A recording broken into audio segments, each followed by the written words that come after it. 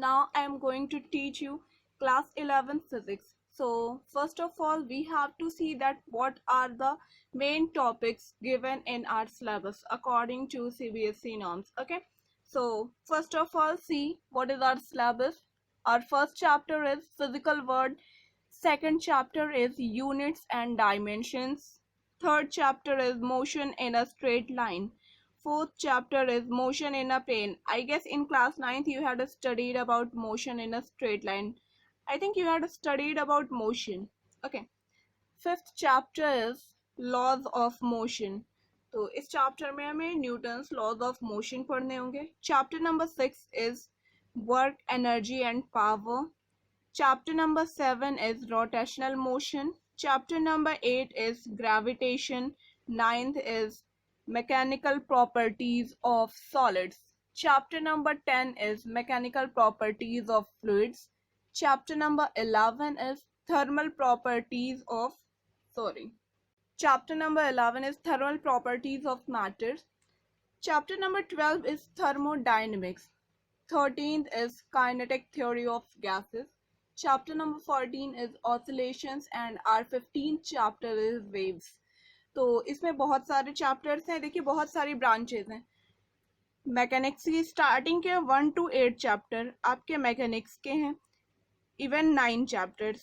Then after chapter number 10 chapter number 10 आपका जाता है हाइड्रोस्टैट्स हाइड्रोडायनेमिक्स का. चैप्टर नंबर 11 12 ये दोनों चैप्टर आपके आते हैं heat and thermodynamics. Chapter number 13 ये केटीजी है, अलग पार्ट है. वेव्स एंड ऑसिलेशन ब्रांच का ये फिफ्थ, ये नेक्स्ट ब्रांच में ऑसिलेशन एंड वेव्स जाएगा. ठीक है. It is also a part of mechanics, ये भी मैकेनिक्स में ही आता है. तो काइनेटिक्स और काइनेमेटिक्स में कितने हैं देखिए, motion in a straight line, motion in a plane and laws of motion, ये आपका काइनेमेटिक्स में आता है. काइनेमेटिक वो ब्रांच होती है देखिए जिसमें हमें सिर्फ मोशन का पता हो, उसके रीजन के बारे में हम लोग नहीं सर्च करते. ठीक है. और ये वर्क एनर्जी पावर ये वाला आपका किधर चला जाएगा, काइनेटिक में. ठीक है. चलिए जब हम लोग चैप्टर डिस्कस करेंगे तो उसके बारे में भी डिस्कस करेंगे, क्या होता है काइनेटिक, क्या होता है काइनेमेटिक, दोनों ब्रांचेस डिस्कस करेंगे. उसके अंडर में कितने पार्ट्स, कितने चैप्टर्स हैं वो डिस्कस करेंगे. अब देखते हैं मेन चीज रिकमेंडेड बुक्स पे. तो according to me your main book is first of all NCERT first and second part. ये तो सबके पास होनी ही चाहिए. एनसीईआरटी मस्ट है, हर किसी के पास एनसीईआरटी होनी चाहिए. ठीक है. नेक्स्ट अब आते हैं एनसीईआरटी. देखिए आपने एक बुक ले ली, एनसीईआरटी के अकॉर्डिंग आपको ये पता लग जाएगा क्या क्या पढ़ना है, कैसे पढ़ना है. एक रेफरेंस बुक आपके पास होनी चाहिए. According to me the best reference book is S L. Arora. Best नहीं बोल सकते, S L. Arora is a very good book. ठीक है. तो आप इसके दोनों पार्ट ले लीजिए, फर्स्ट एंड सेकेंड वॉल्यूम दोनों अवेलेबल है, तो ये दोनों ले लीजिए. ठीक है. ये बहुत अच्छी बुक है. नेक्स्ट है कुमार एंड मित्तल. कुमार एंड मित्तल को मैंने लास्ट में इसलिए लिखा है देखिए क्योंकि बहुत सारी चीजें, बहुत सारे कॉन्सेप्ट्स हैं इसमें कुमार एंड मित्तल में जो पुराने हो चुके हैं. सिर्फ पुराने कॉन्सेप्ट्स पे बेस्ड ही न्यूमेरिकल इन्होंने दे रखे हैं, कुछ नए अप्रोचेस नहीं यूज किए हैं. तो वो नए अप्रोचेस आपको एस.एल. अरोरा में मिल जाएंगे. That's why I prefer SL. Arora. ठीक है. चलिए फिर अब आते हैं हम लोग अपने मेन कोर्स की तरफ. तो अब क्या है भाई, सबसे पहले हम लोगों को पढ़ना होगा मैथमेटिकल टूल्स. ठीक है. मैथमेटिकल टूल्स पढ़ना होगा भाई. बात की जाए मैथमेटिकल टूल्स की तो इसमें हमें देखना होगा कि कौन कौन से मेन फॉर्मूले, कौन कौन से मेन मैथमेटिकल टूल्स हैं जो कि हम लोग यूज करने जा रहे हैं अपने फिजिक्स में. तो कोई भी सब्जेक्ट पढ़ने के लिए सबसे पहले हम लोगों को जरूरत होती है टूल्स की. बिना टूल्स की हेल्प के हम लोग कुछ पढ़ नहीं सकते. तो फिजिक्स में काफी सारे मैथमेटिकल टूल्स यूज होने वाले हैं. देखते हैं वो सारे टूल्स क्या क्या हैं अपने. चलिए देखते हैं. तो फर्स्ट है अपना अलजेब्रा. ठीक है. अलजेब्रा में कितने फॉर्मूले हम लोगों ने पढ़ रखे हैं उनकी बात कर लेते हैं. टूल्स में हम लोग और कुछ नहीं, सिर्फ कितने मैथमेटिकल फॉर्मूले यूज करने जा रहे हैं वो सब की जानकारी आपको देंगे. अब जैसे बहुत बेसिक सी चीज आपने पढ़ी, a plus b whole square क्या होता है, it will be a square plus b square plus 2 times ab. हाँ. और it can also be written as a minus b whole square plus 4ab। सारे टर्म्स जानते रहिए कौन सा टर्म कैसे लिखा जा सकता है, ठीक है। a plus b whole square को इस टाइप से भी तो लिखते हैं ना। अब a minus b whole square क्या होता है वो नेक्स्ट उसमें देखिए। a minus b whole square is equals to क्या हो जाता है भाई, ये सबको पता होगा, a square plus b square minus of 2ab, and it can also be written as a plus b whole square minus 4ab, ये लिख सकती हूँ। Next a square minus b square, its value will be a plus b times a minus b, ये value आती है। Next आ जाइए fourth पे। फोर्थ क्या है, अब क्यूब पे आते हैं, स्क्वायर हो गया ना सारा, क्यूब पे आ जाइए। a plus b whole cube will be, भाई होल क्यूब क्या होता है, a cube plus b cube plus 3ab times a plus b, ये होता है ना। Similarly a minus b whole cube लिखते हैं हम लोग, a minus b whole cube is equals to a cube minus b cube minus 3ab times a minus b। ये सबने पढ़ा होगा, जिसने नहीं पढ़ा है फिर से रिकॉल करते चलिए, जिससे आगे आपको कहीं भी कोई प्रॉब्लम कोई टेंशन ना हो। और इन सारे फॉर्मूलों के बेसिस पे आप अपने नोट्स बनाते चलिएगा, जिससे आपको आगे प्रॉब्लम ना हो।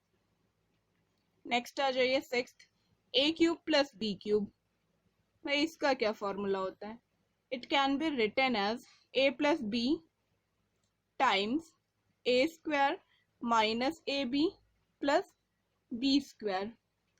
Next seventh, a cube minus b cube can be written as a minus b times a square plus ab plus of b square, isn't it? Next आते हैं हम लोग अपने नेक्स्ट फॉर्मूले की तरफ, ये लिख दिया। अब कौन सा फॉर्मूला है, अच्छा इसको एक और फॉर्म में लिख सकते हैं, like a minus b whole cube और a plus b whole cube के टर्म्स में, तो वो लिख के देख लीजिएगा। देखिए यहाँ पे भी तो a cube plus b cube और a cube minus b cube आ रहे हैं, तो a cube plus b cube can be written as a plus b whole cube minus 3ab times a plus b, and a cube minus b cube can be written as a minus b whole cube plus 3ab times a minus b। Next आते हैं भाई, next कौन सा हो रहा है formula, देखिए इतना लिख दिया। अब और कौन कौन सा फॉर्मूला बचा, अब एक हम लोग इसी को फिर से अरेंज कर करके लिखेंगे, a plus b whole square plus a minus b whole square, इसकी क्या वैल्यू आएगी, देखिए यहाँ पे क्या आ जाएगा, 2 times a square plus b square, क्योंकि यहाँ से 2ab और यहाँ से माइनस 2ab कैंसिल हो जाएगा अपना। नेक्स्ट आ जाइए फॉर्मूला नंबर 9, इसमें क्या है, अगर यहाँ पे नेगेटिव साइन में यूज कर दूं तब क्या आ जाएगा, a plus b whole square minus a minus b whole square is equal to 2ab minus minus 2ab plus हो गया यहाँ पे, तो ये आ जाएगा 4ab, बाकी सारे टर्म्स कैंसिल हो जाएंगे, आप सिंप्लीफाई करके देख सकते हैं। Formula number 10 is a plus b plus c whole square, इसका होल स्क्वायर क्या होता है भाई, a square plus b square plus c square plus 2 times a b plus b c plus c a, okay, या 2ab plus 2bc plus 2 times c a, ये होता है। अब हम लोग आते हैं नेक्स्ट, अलजेब्रा के इतने जितने भी फॉर्मूले थे एक बार फिर से देख लीजिए, मैंने सब लिख दिया है, आपकी मर्जी, आप स्क्रीनशॉट लेके आप नोट्स प्रिपेयर कर सकते हो, आप चाहो तो आप पॉज दे के नोट्स प्रिपेयर कर सकते हो, लेकिन आप नोट जरूर करिएगा, ये आपके लिए रहेगा बहुत बेनिफिशियल। अब आते हैं हम लोग नेक्स्ट बाइनोमियल थ्योरम पे। बाइनोमियल थ्योरम, ये देखिए ये नया टर्म आपके लिए आ रहा है, if n is any integer, n कोई इंटीजर है और अ फ्रैक्शन, इंटीजर बोल दिया मीन्स पॉजिटिव नेगेटिव कुछ भी हो सकता है, and x is any real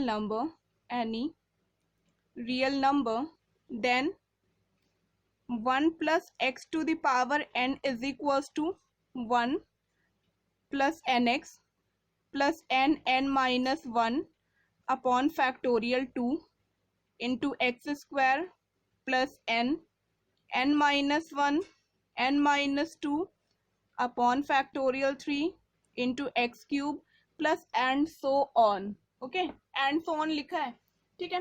where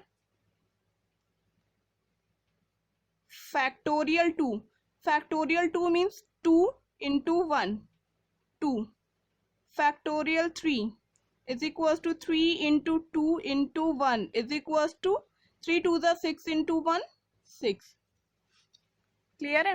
1 plus x to the power n, इसका एक्सपेंशन क्या होता है भाई, 1 plus n x plus n minus 1 upon factorial 2 into x square plus n minus 1 into n minus 2 upon factorial 3 into x cube plus and so on. Where factorial 2 की value कैसे define करेंगे. सबसे पहले देखिए, यहाँ पे 2 लिख दिया और 2 से जस्ट पहले क्या आएगा, 1 माइनस करते चलिए, 1 आया तो दोनों को मल्टीपल 2 इंटू 1.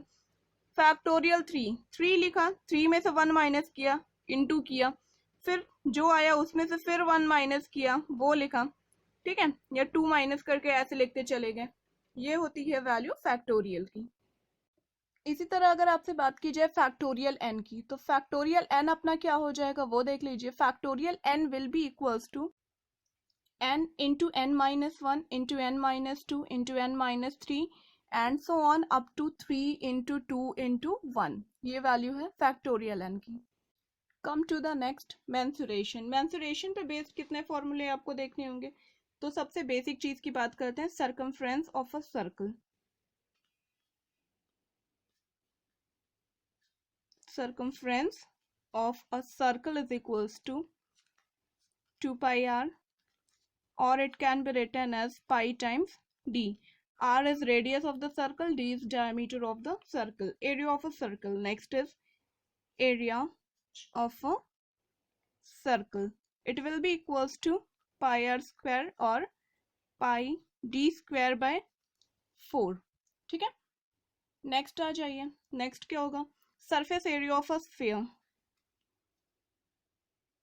नेक्स्ट है अपना surface area of a sphere. It will be equals to 4 pi r square और पाई डी स्क्वायर. ठीक है. अब आते हैं volume of a sphere. Volume क्या होगा स्फीयर का, volume of a sphere is equals to 4/3 pi r cube. Okay. Surface area of a cylinder. Next है surface area of a cylinder. ये कितना होता है भाई, surface area of a cylinder is 2 pi r square plus 2 pi r l. तो 2 pi r common करिए, 2 pi r common, r plus l, ये आपका surface area of a cylinder हो गया. Next is volume of a cylinder. Volume of a cylinder is equals to pi r square l और h. अगर आप L length लेते हो तो एल लिखिएगा, एच हाइट लेते हो तो एच लिखिएगा. नेक्स्ट बारी है curved surface area of a cone की. वो देखते हैं क्या होता है भाई. Curved surface area of a cone is equals to pi r l. तो वॉल्यूम ऑफ अ कोन कितना होता है भाई, 1/3 pi r square h. Okay. Next is volume of a cube. Volume of a cube is equals to side cube. और उसके बाद है अपना surface area of a cube. Surface area को क्यूब का कैसे फाइंड आउट करते हैं, 6 टाइम्स साइड स्क्वायर. तो ये सारे फॉर्मूले थे हमारे सिर्फ ट्रिग्नोमेट्री नहीं बोल रही हूँ, मेंसुरेशन और अलजेब्रा पे बेस्ड. नेक्स्ट वीडियो में हम लोग फॉर्मूले बनाएंगे ट्रिग्नोमेट्री पे बेस्ड. तो इन सारे फॉर्मूले को लर्न कर लीजिएगा, इनकी प्रैक्टिस कर लीजिएगा और इनके नोट्स बना के रखिएगा. ठीक है. Thank you.